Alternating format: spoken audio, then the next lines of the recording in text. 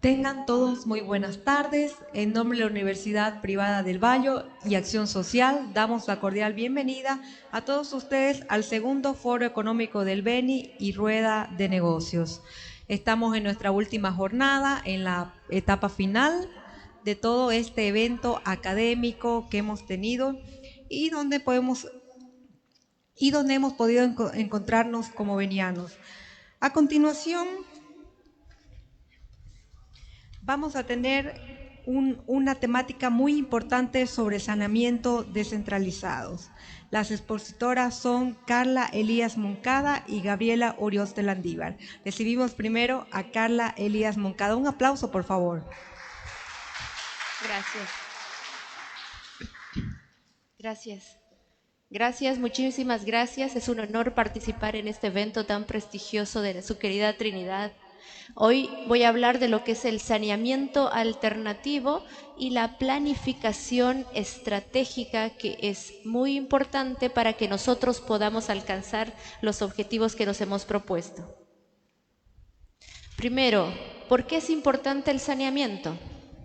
Tenemos que el acceso al agua y al saneamiento es un derecho humano que está en nuestra Constitución Política del Estado.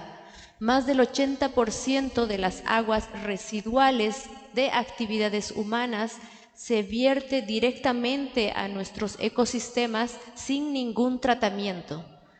Las enfermedades relacionadas con el agua y el saneamiento siguen estando entre las primeras causas de fallecimiento en niños menores de 5 años. El dato que maneja las Naciones Unidas es que cada año mueren más de 800 niños cada día por enfermedades relacionadas a una falta de saneamiento. Les voy a poner esta pequeña estadística que la tenemos de nuestro Instituto Nacional, donde vemos cómo efectivamente hemos mejorado nuestros indicadores de enfermedades en niños menores de 5 años desde el 8 del 2016, pero aún seguimos siendo uno de los peores países con estos indicadores. Beneficios económicos que nosotros tenemos al invertir en agua y saneamiento.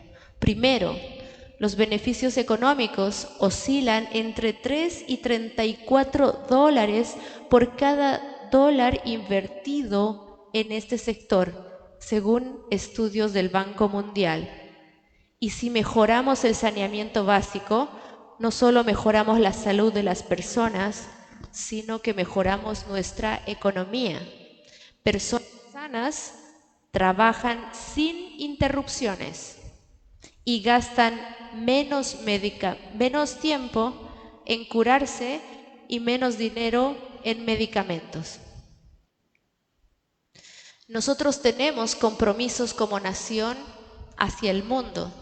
Por ejemplo, los Objetivos del Desarrollo Sostenible que hemos firmado el 2015. Tenemos la meta 6 o el Objetivo del Desarrollo Sostenible número 6, que tiene dos metas muy importantes que nosotros tenemos que trabajarlas. La meta 6.2, que nos dice que al 2030 debíamos lograr el acceso a servicios de saneamiento e higiene adecuados, equitativos para todos, para finalmente poder eliminar la defecación a campo abierto. El indicador, ¿cuál sería? La proporción de población que utiliza servicios de saneamiento gestionados correctamente.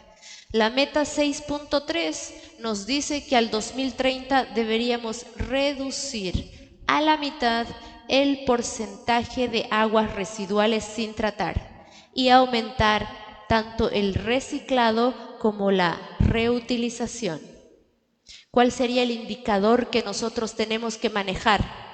La proporción de aguas residuales tratadas de manera adecuada y la proporción de masas de agua que tenemos en nuestro país en buenas condiciones sanitarias. También hemos firmado la nueva Agenda Urbana en Quito el 2016 y nos hemos comprometido a promover el acceso equitativo a agua y saneamiento, a la reducción y tratamiento de aguas residuales y a promover inversiones en infraestructura de saneamiento e higiene.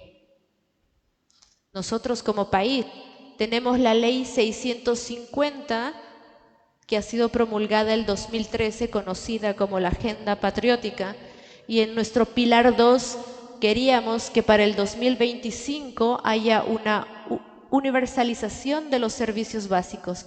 ¿Esto qué significa?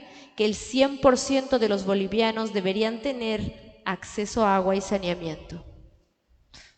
El 2020 se ha publicado la Estrategia Nacional para poder gestionar las aguas residuales en nuestro país.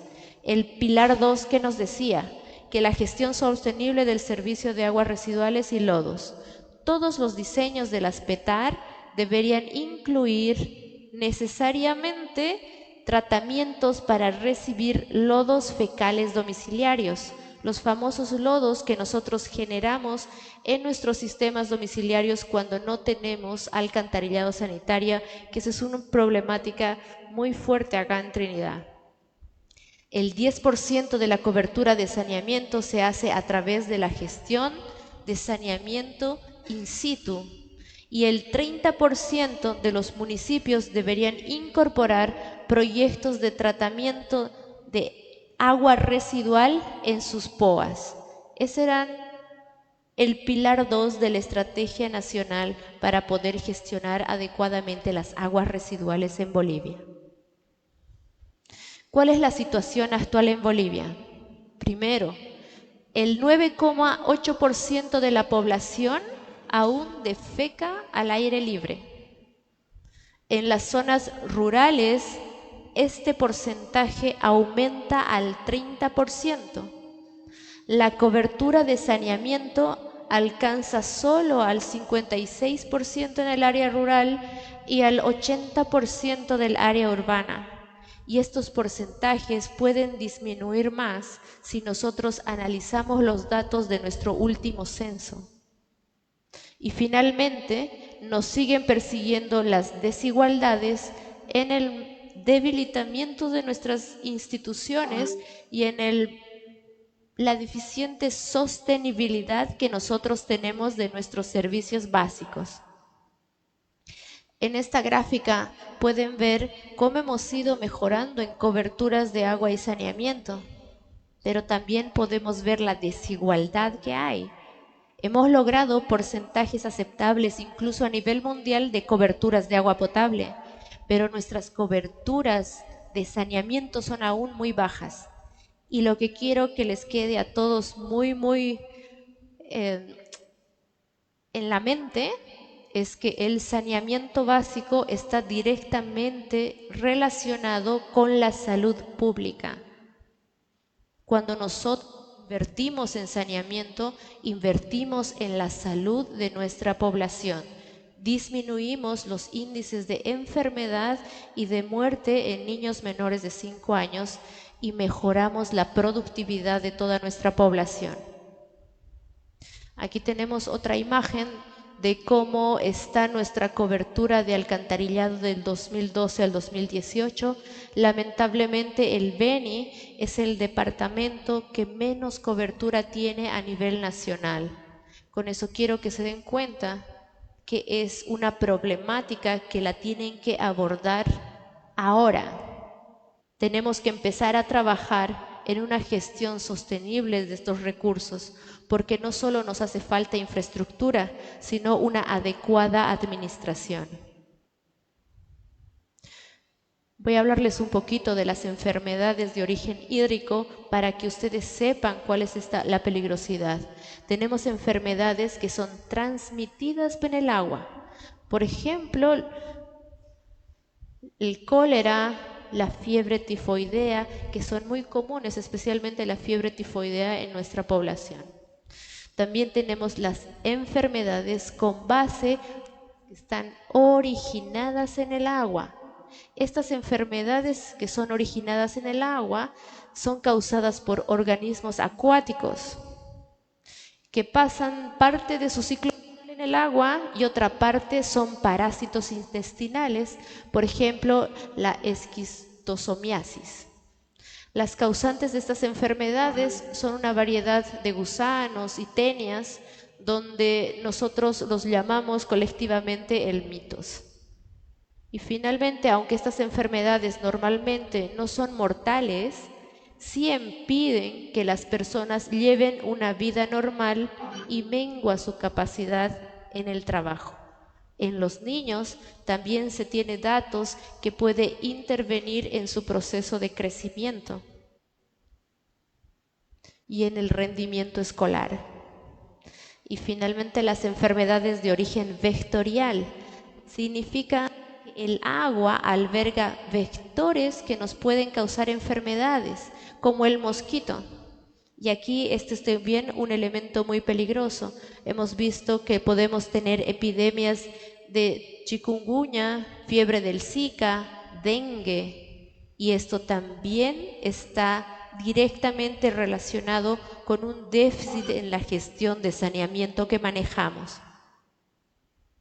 Los impactos de falta de saneamiento. Primero, contaminación tanto del agua como del suelo. Las causas de enfermedades diarreicas, les he hablado que interfieren o que hace que sea mucho más fuerte la desnutrición en nuestros niños y la mortalidad infantil. Según la OMS, la defecación a campo abierto está asociado hasta el 88% de las muertes por enfermedades diarreicas en el mundo. Y recuerden que en datos anteriores, en nuestra área rural supera el 30%, siendo en Beni mucho más preocupante, porque ustedes tienen valores por encima del 30%. No se olviden que ese 30% que estoy hablando es a nivel Bolivia, pero les he mostrado que el Beni es el que menos índices de cobertura de agua potable y saneamiento tienen. Eso significa que ustedes tienen índices de defecación al aire libre mayores. Afecta a la productividad y a la educación y limita el desarrollo local y genera exclusión social. Vamos a ver ahora lo que es una planificación estratégica. Tenemos que ver una realidad dinámica de entornos cambiantes. Cuando nosotros querramos planificar alguna solución de saneamiento, tenemos que ver la realidad dinámica, que cambia, ya no es una planificación estática. Estamos contra el tiempo y tenemos falta de recursos. ¿Qué tenemos que hacer? Tenemos que ser más flexibles y más adaptables. Por eso es que mi colega después les va a explicar un poco de alternativas de saneamiento. Tenemos que ser muchos más ágiles y tenemos que empezar a invertir incrementalmente. Los municipios tienen que generar en sus POAs ya una planificación desde sus PTDI para que podamos mover recursos que mejoren el saneamiento de nuestra región. Esto se llama una estrategia viva. Lo que se está tratando de implementar ahora es hacer un cambio de paradigma, que nosotros ya no veamos solo al saneamiento básico como una estructura, sino que la veamos como un sistema que tiene que ser sostenible. ¿Cómo sería el enfoque de proyectos versus el enfoque de servicio? Esta es la parte antigua. ¿Cómo nosotros analizábamos o cómo analizamos todavía el saneamiento? Como un enfoque de proyecto. Tiene fecha tanto de inicio como de finalización. Analizamos el costo de inversión y generalmente cuando hacemos la planificación nos centramos en este punto. Priorizamos la infraestructura y generalmente tratamos o lo centralizamos. ¿Cómo debería ser el enfoque de servicio? La planificación tiene que ser a largo plazo. No tiene que tener una fecha de inicio y fin, sino que tenemos que ver mucho más allá, a 20, a 30 años. El costo se tiene que analizar de todo el costo del ciclo de vida del servicio. Debemos priorizar su operación y mantenimiento antes que la inversión, porque la inversión la hacemos una sola vez, pero nosotros todo el tiempo de vida que tiene el servicio tenemos que operarlo y mantenerlo, y para eso tenemos que garantizar recursos. Tenemos que priorizar a los usuarios, escucharlos más y llegar con ellos a una solución sostenible. Y tiene que ser un desarrollo gradual. Tenemos que empezar ahora, porque van a ser pasos pequeños, pero podemos llegar a grandes soluciones. Este es un sistema centralizado y un sistema distribuidos, le vamos a llamar así. Aquí tenemos lo que generalmente hacemos, sistemas completamente centralizados, donde gastamos muchísima energía en llevar nuestras aguas residuales a un solo lugar para tratarlo. ¿Qué otras opciones tenemos? Tenemos los tratamientos descentralizados, donde podríamos tener pequeñas plantas de tratamiento por zonas. Ahora, la infraestructura va a ser descentralizada, pero la recomendación es que la administración sí sea conjunta, que solo haya un administrador que administra diferentes plantas. Y tenemos también lo que es la gestión de lodos fecales, que aquí se ve mucho, donde tenemos nuestro sistema in situ de tratamiento de agua residual. Por ejemplo, una cámara séptica que está incorporada con un filtro y posteriormente se vierte al subsuelo. Esto es lo que me he adelantado un poquito. Esta estrategia, donde nosotros vemos alternativas de saneamiento para el agua residual, solo se utiliza cuando no puedo conectarme a un sistema de alcantarillado sanitario.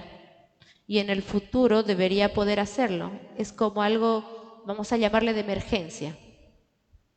¿Qué se tiene que hacer? Primero, nos basamos en una gestión participativa entre el gobierno, la EPSA, las organizaciones no gubernamentales, los financiadores y toda la comunidad.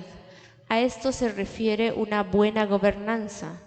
Y se ha visto a nivel mundial que es efectivo cuando todos participamos en una solución. No se deja solo la responsabilidad a una entidad, sino todos nos hacemos responsables, porque todos somos responsables del agua y el saneamiento.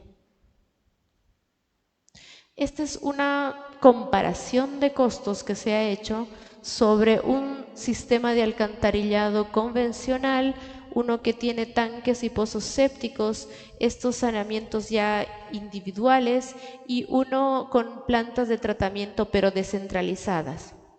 Podemos ver que los costos de inversión son menores y que los costos de operación y mantenimiento son casi inversamente proporcionales.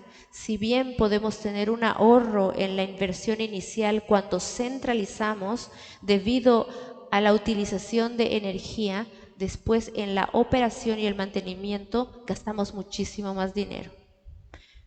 Todas estas opciones que se les muestra no significa que haya una receta mágica que vamos a utilizarla para todas las poblaciones. Tenemos que analizar las características de cada población y ver cuál de este tipo de gestión del saneamiento es más apta. Mi colega también les va a hablar lo que es la parte rural, donde efectivamente un saneamiento convencional no funciona. Y tenemos buenas prácticas aquí en Bolivia para poder imitarlas y aumentar porcentajes de cobertura en el área rural, que es donde más desproporcionado está. Acceso universal al saneamiento no se construye, sino se gestiona. Tenemos que sustituir los planes maestros centralizados y de largo plazo por estrategias sectoriales a nivel local. Estas estrategias son instrumentos vivos de planificación y seguimiento y deben ser flexibles. Hay que establecer roles, responsabilidades y tenemos que regularnos. Comenzar por atrás, dentro de un enfoque sistémico y de economía circular. Combinar tecnologías y alternativas de saneamiento. Nosotros tenemos mucha tecnología e información que podemos captarla y ver cuál es la que se adecúa mejor a la población que estamos analizando. Crecer modularmente e invertir incrementalmente. ¿Qué significa? Cuando yo diseño una planta de tratamiento, la diseño de acá a 20 años. ¿Eso qué significa? Que va a empezar a funcionar con una carga que no existe, que va a existir recién en 20 años. ¿Qué pasa con muchas plantas de tratamiento? No es que están mal diseñadas, sino que han sido diseñadas para caudales y cargas contaminantes que recién vamos a tener en 20 años. ¿Qué tenemos que hacer para no tener este problema? Hay que construir modularmente, cada 5, cada 10 años, y ya ponerlo en nuestro PTDI, que nuestra población ya planifique a largo plazo, que yo sepa que el año 1 voy a construir el 25% de mi planta de tratamiento, que va a ser un módulo, y en 5 años voy a construir otro 25%, pero esto no es estático. Puede ser que mi población cambie la forma del crecimiento, que se estanque o que crezca más. Entonces, tengo que cambiar también eso. Si mi población no ha crecido, ¿por qué tendría que crecer mi planta de tratamiento?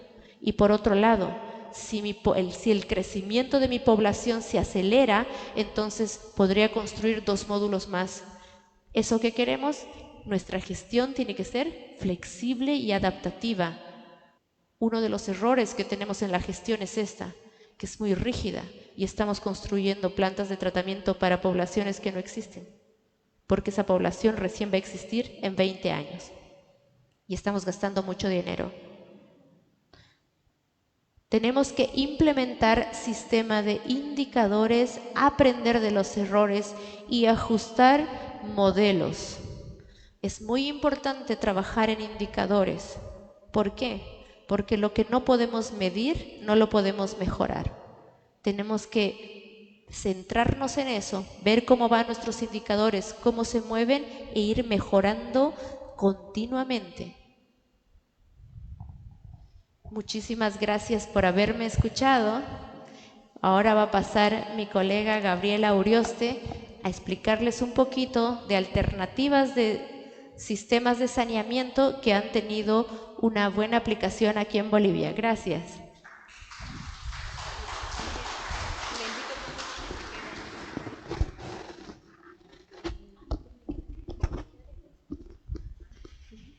Bueno, muy buenas tardes. Muchas gracias por la invitación, por ser parte de este foro tan importante. Yo les voy a hablar un poco de las alternativas de saneamiento según experiencias en el área periurbana y rural. Un poquito cerrando las ideas que ha comentado Carla, nuestra mayor problemática es la defecación a campo abierto, ¿no? Tenemos más del 30% de la población que defeca al aire libre. Y tenemos también una brecha, ¿no?, entre lo urbano y lo rural. Hemos invertido mucho en temas de agua, la línea azul, pero saneamiento lo hemos dejado atrás. Invertimos en agua, pero ¿qué hacemos con el agua? Se residua, se va en Trinidad nuestras cunetas, pero no la tratamos, entonces nos genera problemas adicionales, ¿no? Tenemos una brecha equitativa entre lo urbano y lo rural. Hemos invertido más urbano y hemos dejado a un lado lo rural. La disposición de agua entre nuestras regiones. Tenemos regiones en las que tenemos abundante agua, ¿no?, como el oriente, pero también tenemos lugares donde son muy áridos y no tenemos acceso. Tenemos un déficit de servicios básicos debido a nuestro crecimiento y también una mala planificación, asentamiento y algo que mencionaba Carla también, los costos elevados de inversión, ¿no? Tenemos contaminación de nuestros recursos hídricos. Aquí, en especial en el Beni, al no tener saneamiento, todo lo vertimos a través de nuestros pozos de absorción. Entonces, ¿qué estamos haciendo? Estamos contaminando nuestras fuentes de agua subterránea, ¿no? Tenemos afectación a la salud directa. por nuestra mala administración de aguas residuales. Las principales problemáticas en Trinidad: uno, tenemos muchas emergencias recurrentes, ¿no? Tenemos 2 escenarios marcados, o inundaciones o sequías extremas. También tenemos una distribución más urbana que rural, por eso se invierte más en lo urbano, ¿no? Tenemos contaminación de nuestros recursos hídricos, porque no hacemos un tratamiento de nuestras aguas residuales, y también las actividades que practicamos en las comunidades. Tenemos proyectos sin un enfoque de prevención ni de reducción de riesgos, y la brecha que hablábamos urbano-rural, ¿no? Aterrizando un poco las ideas, tenemos 2 déficits grandes, ¿no? El tema de cobertura de agua, pero también el de saneamiento. ¿Y eso qué nos conlleva? Gastos adicionales por compra de agua. Hicimos un estudio el año pasado y la gente gasta alrededor de 400 bolivianos adicionales por tener un agua segura en casa, porque no tenemos agua potable, ¿no?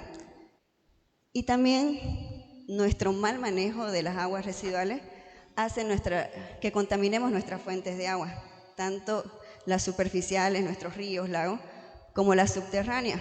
Actualmente se tiene que perforar en Trinidad más de 200 metros para encontrar una fuente de agua sin contaminación fecal, y en Santa Cruz ya se está perforando 360 metros, solo por una mala administración de nuestro saneamiento, ¿no? ¿Y eso qué conlleva? Incremento de enfermedades, y por otro lado, mayor inversión en nuestros sistemas de agua. Si nuestra agua está más contaminada, vamos a necesitar mayor inversiones, ¿no? Si nosotros logramos solucionar esto, ¿qué podemos mejorar? Nuestro turismo. Si nosotros mejoramos nuestros servicios, la gente va a venir, va a tener acceso a servicios básicos, vamos a aumentar nuestro turismo, van a aumentar las industrias y por consiguiente vamos a tener más inversiones en el Beni. ¿Qué tipo de baños conocemos aquí en Trinidad, en Bolivia? Tenemos los baños ecológicos secos, tenemos los baños hidráulicos, que esos son con arrastre de agua, lo convencional que conocemos, ¿no? Y los baños secos o letrinas, tipo turco le llaman también. Baños con arrastre hidráulico son aquellos que tenemos aquí en el hogar, ¿no? Que tienen conexión al alcantarillado, o si no a nuestros pozos y a nuestras cámaras sépticas. Y las letrinas o baños turcos son los que usan más en el área rural, ¿no? Acá hay un poco de fotos del occidente. Este, por ejemplo, es un baño turco, solamente es un pozo donde la gente hace sus necesidades. Y estas son unas imágenes en el río Mamoré. Es un baño ecológico seco que se construyó en una zona inundadiza, por eso lo ven un poco elevado. En esta parte se ve mejor. Este es un baño tipo que se está construyendo en la ciudad de Montero, y este es un baño en el occidente. Todos estos son con manejo de residuos fecales. Ahora una pregunta que siempre hacemos: ¿los baños son parte de nuestra vivienda? Porque a mí me ha tocado viajar a diferentes regiones, oriente, occidente, urbano, rural, y muchas veces me topo con que en la casa no hay baño, o el baño está al fondo y no es parte de nuestro hogar, pero debería serlo, ¿no? Entonces, bajo ese contexto, nosotros estamos tratando de hacer incidencia social, meter un poco la idea a la familia, cambiar el chip de que no es necesario un baño y empezar a ver la necesidad del baño y cómo esto mejora en nuestra salud y en la economía familiar. Les voy a hablar de un caso que tenemos ahorita, un proyecto que se está ejecutando con ayuda de UNICEF. Yo trabajo para el BETA, nosotros somos el socio implementador. Este es un programa de saneamiento sostenible, descentralizado, urbano, que se está haciendo en Montero. Montero, no sé si conocen, es muy similar a Trinidad, ¿no? Es cálido, chiquitito, también solamente tienen saneamiento dentro de la mancha urbana, pero en el área periurbana ya no llega, ¿no? Y usan nuestro mismo sistema, cámaras sépticas, pozos absorbentes. ¿Cómo nace la idea de este proyecto? Se identifica la necesidad de disminuir las brechas, ¿no? Y darle una alternativa a las familias económicas para que puedan tener un baño seguro. Se hace una estrategia, se hace una alianza con la cooperativa.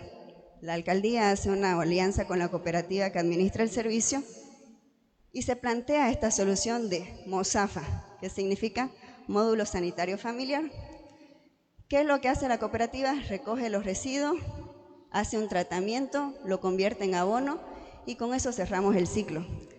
No estamos dejando las heces fecales expuestas, estamos haciendo un tratamiento y estamos reutilizando, ¿no? ¿Qué contempla este proyecto? Tiene dos componentes, un componente técnico y un componente social.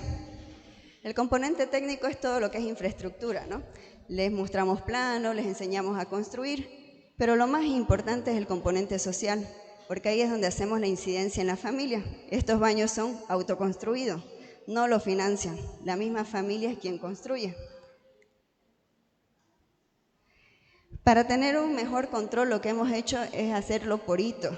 Entonces vamos midiendo a las familias conforme avanzan. Cimientos, muros, cubiertas, ¿no? Posterior a eso, hacemos una entrega de carpeta, donde generamos un compromiso máximo de 45 días de construcción. O sea, no es que ellos van a tardar 1 año, 2 años en construir, tenemos un plazo. Se entregan los materiales conforme ellos vayan avanzando. Los materiales son donados por UNICEF y el BETAS hace la gestión de la construcción. Un poquito de los detalles de los planos para resaltar lo diferente de estos baños. Hacen la reutilización de las aguas grises, las aguas de la lavandería y de la ducha se van a un biojardín. Entonces ahí estamos reutilizando el agua, ¿no? Ya no estamos haciendo que se vierta al subsuelo. El área de construcción aproximada es de 4,55 por 2,90 y el biofiltro es de 1,5 por 1,5, que le llamamos biofiltro o biojardín. Lo pueden poner en el lateral, abajo, bueno, todo depende del lote de la familia, ¿no? Y el espacio que cuenta. Ellos también tienen que tener un lugar de acopio, considerar la toma de agua y las conexiones, porque como han visto tiene ducha. Entonces también hacen la conexión de agua solamente a la ducha y lavandería. El baño es seco, ahí no puede ir el agua, ¿no? Aquí ya se puede ver un poquito más. Este es el biofiltro. Las aguas son conducidas por tubería. Acá hay un filtro de ladrillo y sobre eso ya se hace, bueno, depende de las familias también, ponen jardines con rosas, plantas, bueno, depende de eso, elección de ellos, ¿no?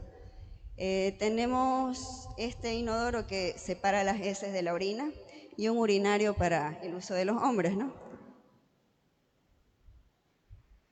Lo diferente a un baño convencional es que tenemos una cámara que capta las heces. A través de esa cámara se pone un tacho colector y es la cooperativa quien se encarga de ir a hacer el recojo de las heces una vez se llena el tacho.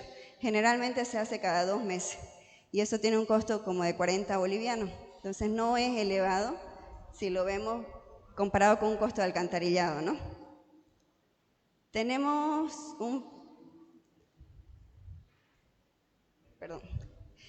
el eólico, que es para ayudarnos con el tema de los malos olores, no se genera olor.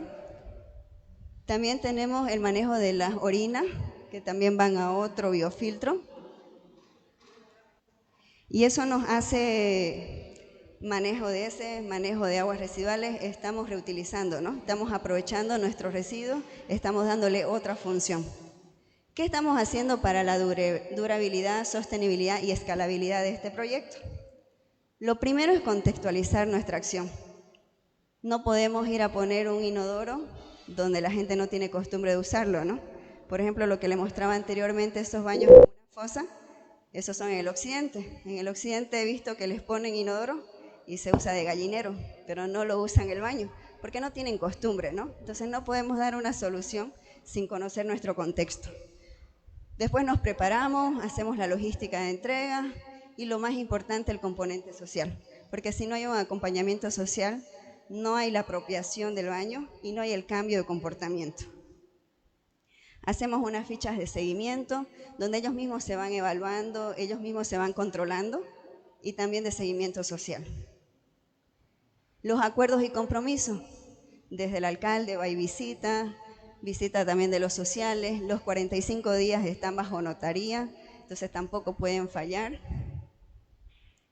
Y hacemos gestión de la demanda. Vamos y socializamos, porque como decía Carla, lo que no se comunica, lo que no se ve es como que no se haga, ¿no? Entonces es importante mostrar lo que estamos haciendo, invitar a gente que se vaya sumando. Hacemos un tour del saneamiento, donde mostramos a la familia la experiencia de gente que ya está usando el baño. Llevamos para que ellos vean cómo es la fuente de agua, la importancia y los recursos que se gastan para tener un agua potable. Y finalmente los llevamos hasta que ellos vean el proceso de convertir las heces en un abono orgánico. Las capacitaciones y visitas familiares, donde el uso correcto del baño, porque si no lo usamos bien, también generamos malos olores, vectores, enfermedades, entonces sería en vano nuestra solución, ¿no? Buenas prácticas de higiene de la vivienda, operación y mantenimiento del baño. ¿Y quiénes son responsables? La familia, ¿no? La cooperativa solo hace el recojo de los heces. Estamos implementando metodologías para el cambio de comportamiento. Algunas que deben conocer, DESCON, ese es a nivel nacional. Tenemos otras tandas, que son tratamientos a nivel domiciliario para que ellos puedan hacer el uso adecuado del agua. Tenemos la Parapar, que es la que usa UNICEF. Tenemos la Satoso, que esa es una nueva que se está implementando. Es una réplica de Guatemala, donde ahí es cero subsidio. Se muestra a la familia la importancia del baño y ellos solo construyen sin necesidad de ningún subsidio. Esta metodología la estamos aplicando ahorita en un municipio occidental, en Puerto Acosta. Ya tenemos 5 comunidades que se van a declarar libres de defecación a campo abierto y 5 que están en proceso. Entonces estamos hablando de 400 familias que han construido su baño sin necesidad de ningún apoyo económico y que están cambiando el hábito de defecar a campo abierto por usar el baño. Y aquí un poco de las fotos, ¿no? Esta es la de Montero y estas son las de Puerto Acosta. Baños que han construido la familia con su propio esfuerzo, sin necesidad de esperar que venga el gobierno y me construya algo, ¿no? Y esta es una autoconstrucción. Muchas gracias.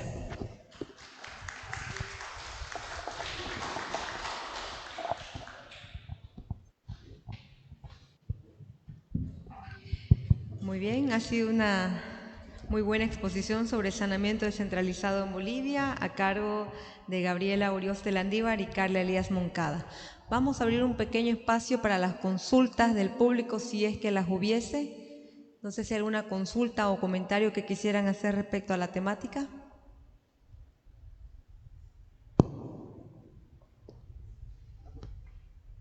Nadie, creo que ha estado todo claro por allá, ¿no?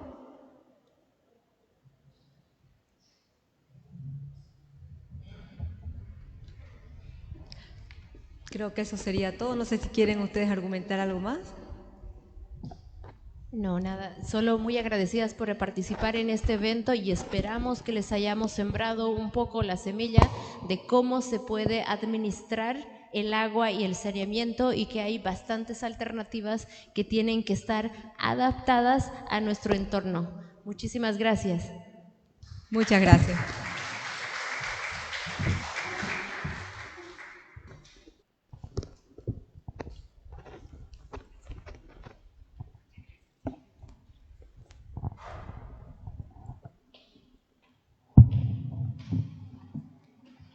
Muy bien, por favor, mientras se va preparando el segundo conversatorio, por favor, 2 minutos si pueden esperarnos.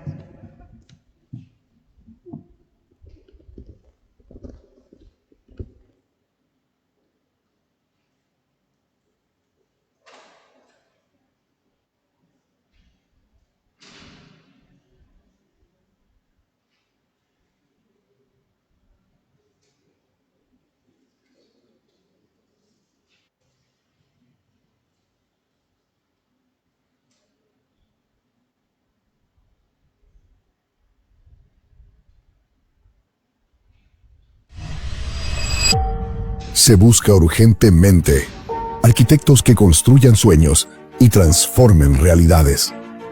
Ingenieros que diseñen el mundo digital del mañana. Jefes que valoren el currículo más que la foto. Investigadores capaces de identificar problemas y proponer soluciones. Emprendedores que apuesten al éxito pensando en el futuro de todos.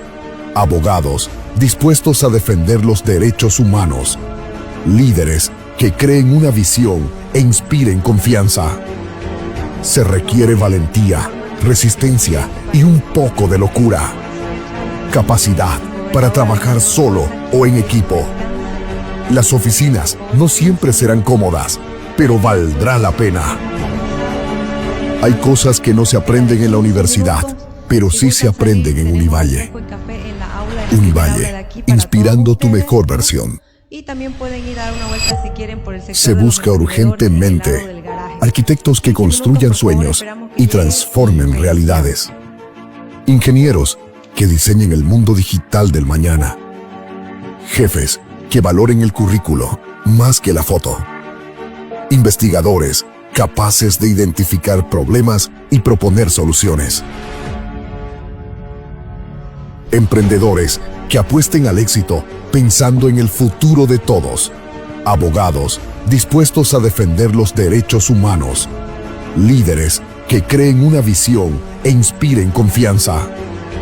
Se requiere valentía, resistencia y un poco de locura. Capacidad para trabajar solo o en equipo. Las oficinas no siempre serán cómodas, pero valdrá la pena. Hay cosas que no se aprenden en la universidad, pero sí se aprenden en Univalle. Univalle, inspirando tu mejor versión. Se busca urgentemente arquitectos que construyan sueños y transformen realidades. Ingenieros que diseñen el mundo digital del mañana. Jefes que valoren el currículo más que la foto. Investigadores capaces de identificar problemas y proponer soluciones. Emprendedores que apuesten al éxito pensando en el futuro de todos. Abogados dispuestos a defender los derechos humanos. Líderes que creen una visión e inspiren confianza. Se requiere valentía, resistencia y un poco de locura. Capacidad para trabajar solo o en equipo. Las oficinas no siempre serán cómodas, pero valdrá la pena. Hay cosas que no se aprenden en la universidad, pero sí se aprenden en Univalle. Univalle, inspirando tu mejor versión. Se busca urgentemente arquitectos que construyan sueños y transformen realidades. Ingenieros que diseñen el mundo digital del mañana. Jefes que valoren el currículo más que la foto. Investigadores capaces de identificar problemas y proponer soluciones. Emprendedores que apuesten al éxito pensando en el futuro de todos. Abogados dispuestos a defender los derechos humanos. Líderes que creen una visión e inspiren confianza. Se requiere valentía, resistencia y un poco de locura. Capacidad para trabajar solo o en equipo. Las oficinas no siempre serán cómodas, pero valdrá la pena. Hay cosas que no se aprenden en la universidad, pero sí se aprenden en Univalle. Univalle, inspirando tu mejor versión. Se busca urgentemente arquitectos que construyan sueños y transformen realidades. Ingenieros que diseñen el mundo digital del mañana. Jefes que valoren el currículo más que la foto. El mundo está cambiando. Y más ahora. Pues está enfocado en ser Más realista. Más empresarial. Más moderno. Más estructural. Más legal. El mundo está en constante cambio. Y es el momento de escoger una buena universidad. Univalle. Univalle. Univalle. El mundo está cambiando. Y más ahora. Pues está enfocado en ser Más realista. Más empresarial. Más moderno. Más estructural. Más legal. El mundo está en constante cambio. Y es el momento De escoger una buena universidad. Univalle, Univalle. Univalle. El mundo está cambiando. Y más ahora. Pues está enfocado en ser Más realista. Más empresarial. Más moderno. Más estructural. Más legal. el mundo está en constante cambio. Y es el momento De escoger una buena universidad. Univalle, Univalle. Univalle. El mundo está cambiando. Y más ahora. Pues está enfocado en ser Más realista. Más empresarial. Más moderno. Más estructural. Más legal. el mundo está en constante cambio. Y es el momento de escoger una buena universidad. Univalle, Univalle. Univalle. El mundo está cambiando. Y más ahora. Pues está enfocado en ser Más realista. Más empresarial. Más moderno. Más estructural. Más legal. el mundo está en constante cambio. Y es el momento de escoger una buena universidad. Univalle, Univalle. Univalle. El mundo está cambiando. Y más ahora. Pues está enfocado en ser Más realista. Más empresarial. Más moderno. Más estructural. Más legal. el mundo está en constante cambio. Y es el momento de escoger una buena universidad. Univalle, Univalle. Univalle. El mundo está cambiando. Y más ahora. Pues está enfocado en ser Más realista. Más empresarial. Más moderno. Más estructural. Más legal. el mundo está en constante cambio.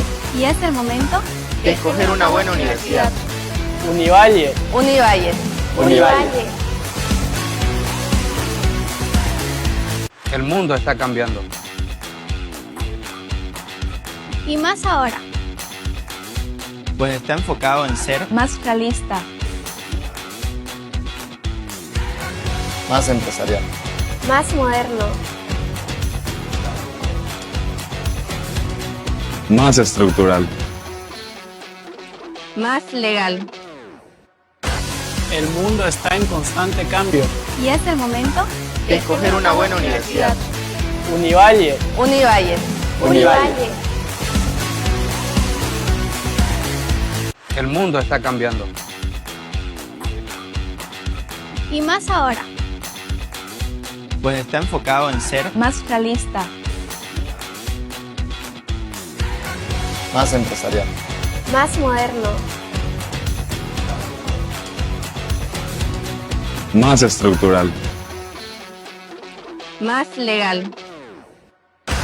el mundo está en constante cambio. Y es el momento de escoger una buena universidad. Univalle, Univalle. Univalle.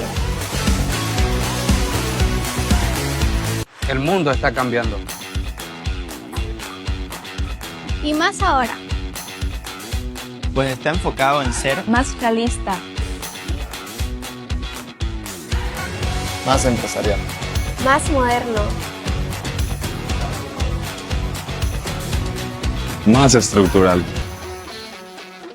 más legal. El mundo está en constante cambio. Y es el momento de escoger una buena universidad. Univalle. Univalle.